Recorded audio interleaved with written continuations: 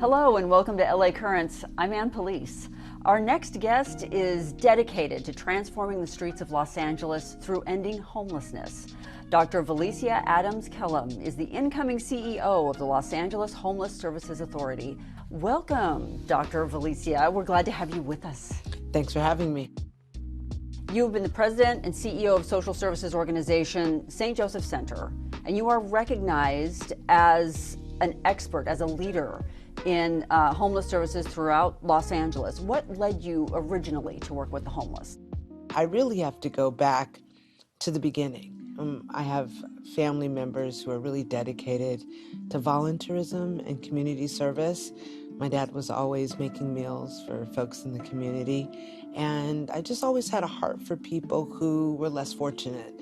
And that eventually became the folks around me and in my universe who were unhoused. Started really after graduate school of working with kids who were coming out of foster care, many of which were finding themselves unhoused after emancipation. And after that, I started at St. Joseph Center 15 years ago. Honestly, it's been really sad to see the erosion of our community, the growing number of people who can't afford rent and to have a home that they feel safe in. And it's quite sad to see what's happened to our community. So it has definitely inspired me to want to do something and to make a difference and have an impact on this crushing crisis. You helped lead the Inside Safe program. Explain a little bit more about what the Inside Safe program is. Well, it's the mayor's program that I helped develop that's really focusing on the crisis of encampments that are on the streets of Los Angeles. And we've all seen them proliferate over the last few years, particularly during COVID.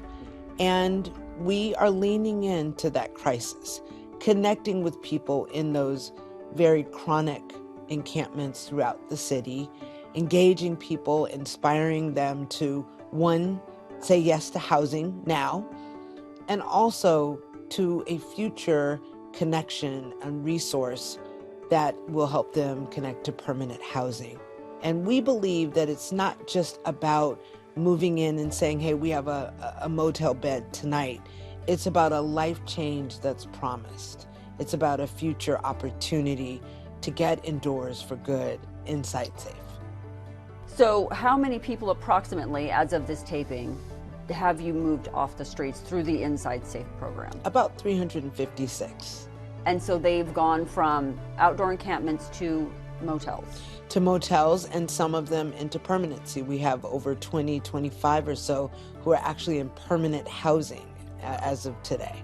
So there are people out on the street, social worker type of people, helping the unhoused and offering them this, a stay in a motel, telling them what the parameters are of the Inside Safe program? How does that work? Yes, it's a great question. So we start off by really canvassing the encampment and connecting with people, determining their interest in coming indoors, and most say yes, I will tell you that. Okay. And then we determine what level of support and services folks will need.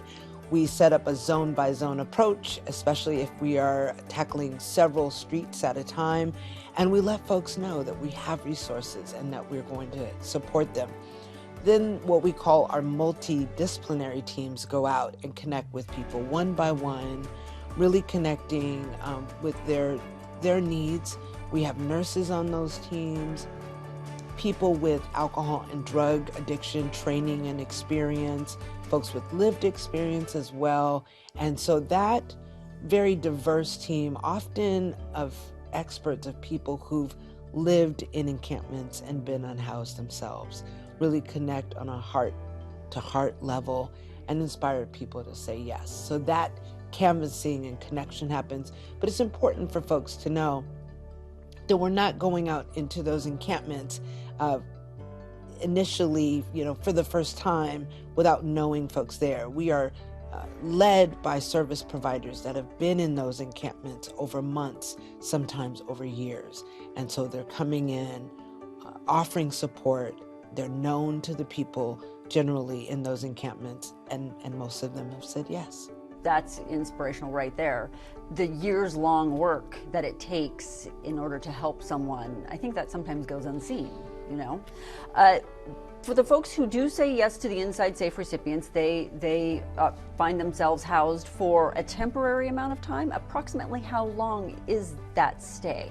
Well, we know that it's taking upwards of 6 months often to connect someone who's unhoused to a permanent housing resource. So that's how long we sense that people will be in interim, we call interim housing, or the motel stays. Some have been much shorter. As I said, there are about 20 or so, 25 folks who are in permanent housing, and that was for them just 3 or 4 weeks in interim housing before being permanently housed. That's amazing. How did they get from, do you offer services then once they are in the motel? I assume there's follow-up services saying, here are some other options that can help you be permanently housed. Absolutely. I mean, that's really part of our promise, that this isn't just about a motel stay. It's about a change for them. It's about a change in their lives, and a permanent housing resource is attached to that work. And so yes, we have case managers and what we call navigators, and folks that help people secure the documentation that they need to secure a lease. And we begin that important work of connecting them to permanent housing almost from day one. Your appointment to LAHSA was supported by Mayor Karen Bass, as well as other supervisors. You were surrounded by a group of very strong women in your appointment. That's a lot of support from a lot of higher ups. And together, what do you hope to accomplish? Well, I believe the only way we're going to address homelessness effectively is if we do it together as a community. Knowing that I'm supported by such an amazing group of women, female leaders who have been out there for years and years dedicating themselves to community service, volunteerism, and change is amazing. It's inspiring. It's anxiety-provoking. I don't want to let them down at all. And I'm dedicated to doing whatever I can. But certainly having this level of support reminds me that we're all on the same page. We're in this together. We're locking arms, as the mayor has many times said. And I believe we can get it done. I think this is a special moment where we are focused, we're leaning in, and we know we can't stop now. We just can't. What do you hope your legacy will be? Looking at it, and this is hard to answer, looking at it sort of coming into the position, you must have some thoughts on, if I could end this in any way, many, many years from now, this is how I want people to remember what I did here at LAHSA. Right. Well, I want to be able to be a part of a mechanism that significantly reduced street homelessness in Los Angeles. I hesitate saying that I end street homelessness, but I'd like to be a part of the mechanism that makes that possible, that's not a far-off vision. I'd like to be a part of a system that is collaborative, that really does bring the city and county together. Ultimately, I'd like my legacy at LAHSA to ensure that we are the leaders of a homeless delivery system that's effective, and that folks understand what LAHSA's role is, and that we are operating in excellence. It's a lot of work.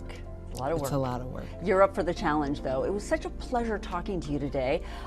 Thank you so much for joining us, and we wish you nothing but the very best of luck in your new job, your new position there at LAHSA, and hope to see you back here again soon with some positive updates that I know you'll be able to bring. Thank you so much. Thank you for having me. Dr. Lecia Adams Kellum, thank you for joining us, and thank you for joining us. This has been LA Currents. I'm Ann Police.